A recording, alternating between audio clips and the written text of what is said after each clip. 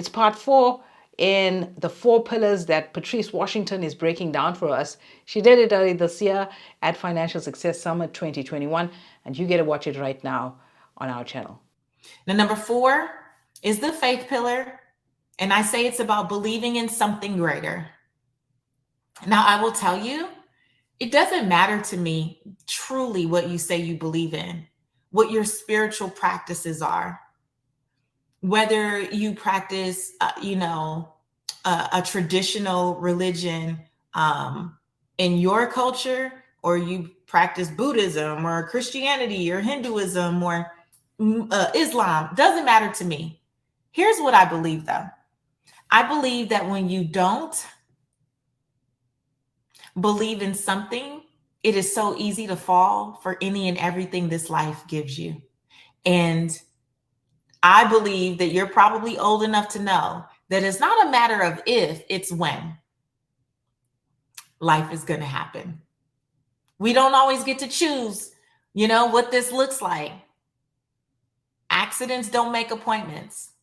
You may have just experienced something that has been devastating and you had no idea it was coming. That's usually how it works. But my question to you is, if you say you believe something, have you been making time to practice it? Have you been making time for it in your schedule? Because if you're making time for it, that means that you are prepared for when life happens. Again, it's not a matter of if, it's gonna happen. So if you are already grounded in your spiritual or religious practices, in your prayer or your journaling or your meditation or whatever that looks like, whatever you do to ground yourself, if it's already a part of your daily life, then when that happens, you are grounded and you are prepared to be resilient because your breakthrough is on the other side. But when life happens, if you are trying to figure out who you are and what you believe and what that is, you're going to turn something that, even if it's a difficult season, could be an inconvenience, but you're going to make it a crisis. And I truly believe that even with the best of intentions, many of us will cloud our calendars with all of the work-related things that we need to do, but we don't ever put blatantly on the calendar faith, prayer time, faith, journaling time, faith, meditation time. What's on the calendar is what gets done.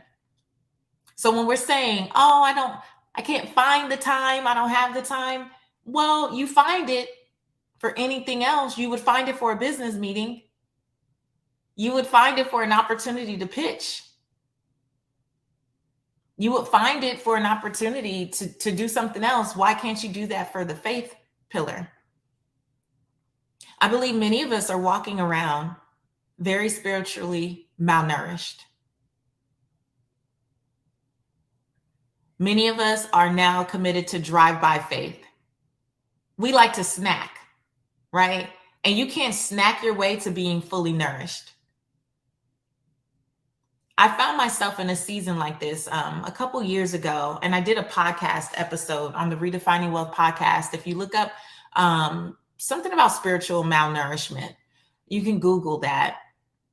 And one of the things that I shared is that I started to replace spending time in my word with doing daily devotionals because it was quick.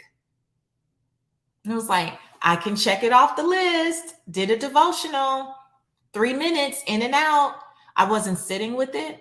I wasn't using wisdom, thinking about how can I apply these lessons to my life. I wasn't meditating on the word. I wasn't doing any of that. I had let myself fall back into a space of having performative faith.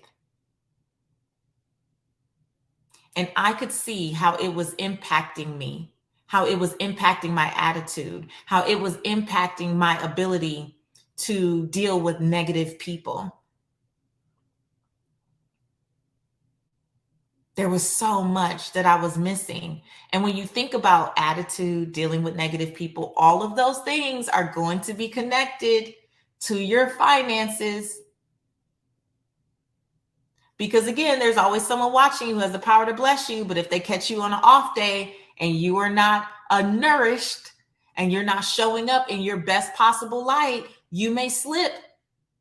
You may go on social media and say something crazy. Happened to me.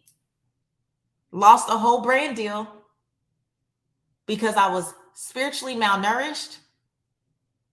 It was the height of the election season here in the US, and I made some remarks that should have really been left for my friends and family in a private group chat. I lost thousands of followers in hours, and I lost a multiple 5-figure brand deal. And I'm telling you that because you have to understand that when your spirit is not in alignment with the things that you say you believe, you're not above making those types of errors.